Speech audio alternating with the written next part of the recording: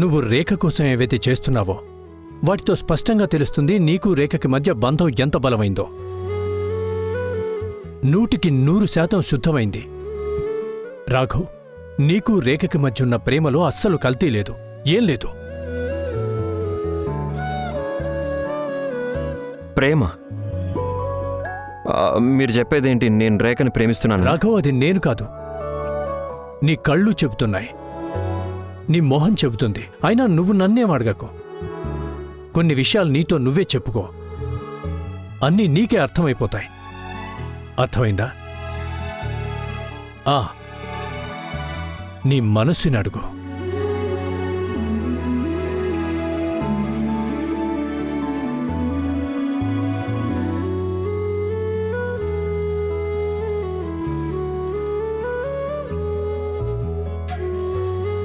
రేఖ, నువ్వు ఇక్కడేం చేస్తున్నావు? రెస్ట్ తీసుకోమని చెప్పా కదా. రాఘవ్, చూడండి క్లైమేట్ ఎంత బాగుందో, ఎంత చల్లటి గాలి వేస్తుందో.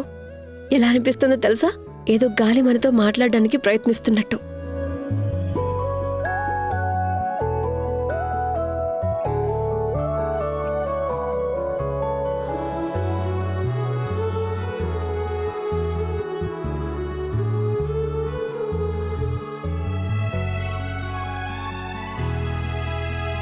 రేఖ, నేను ఇన్ని రోజులు అర్థం చేసుకోలేకపోయాను. నాకెందుకంత పిచ్చి పట్టేస్తుందో నిన్ను ఎవరైనా చూస్తున్నప్పుడు. రోహిత్ నిన్ను క్లోజ్గా చూస్తున్నప్పుడు నాకు అంత కుళ్ళుగా ఉంటుందనేది నాకు అర్థం కాలేదు. ఏంటి మీరు?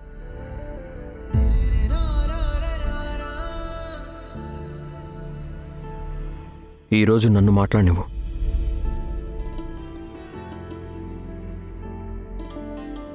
నిజమేంటో నాకు అర్థమైంది. నువ్వు నా ప్రాణం అయిపోయావు. నువ్వు లేకపోతే అన్నీ వెలితిగానే అనిపిస్తున్నాయి.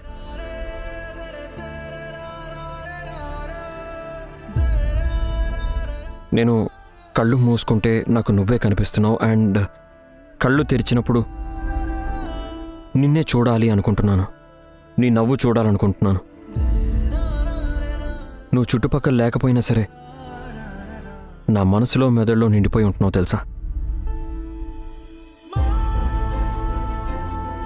నేను ఈ బంధానికి పేరు పెట్టడానికి చాలా ప్రయత్నించాను. ఒకసారి ఒప్పందపు పెళ్ళి అని, ఇంకోసారి స్నేహం అని, కానీ ఎప్పుడూ ఏ పేరు సెట్ అవ్వలేదు. ఎందుకనో నాకు అర్థం కాలేదు.